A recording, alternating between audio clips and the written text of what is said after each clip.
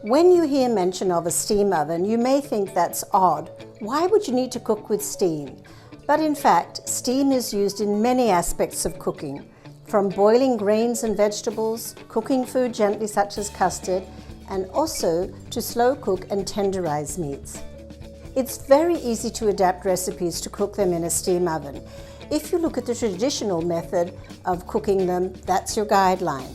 For example, to prepare pork ribs, they are typically given a dry rub the day before cooking to add flavor. Then the ribs are placed in a roasting pan with a little added water, covered with foil, and cooked in a slow oven for approximately 2 hours. Covering the ribs with foil creates steam in the pan, and that gently tenderizes the ribs. Once the ribs are tender, the cooking can be finished in a hot oven or on the grill, and of course brushed with your favorite barbecue sauce.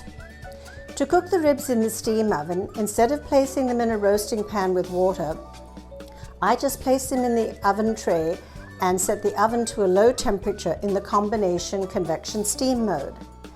My Gaggenau oven has varying percentages of steam or humidity, and I use 80% and set the temperature to 280 degrees. Another benefit of cooking with steam is that I can cook on multiple racks simultaneously, so I can easily cook probably 2 or 3 racks of ribs at the same time.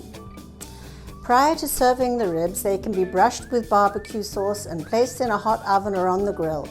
It's so easy, so delicious, and all the details are in the recipe. Hi, I'm Larissa, your convection enthusiast. Convection cooking can make you a better cook. Check out my videos and I think you'll find that you'll do really, really well. And please like and subscribe.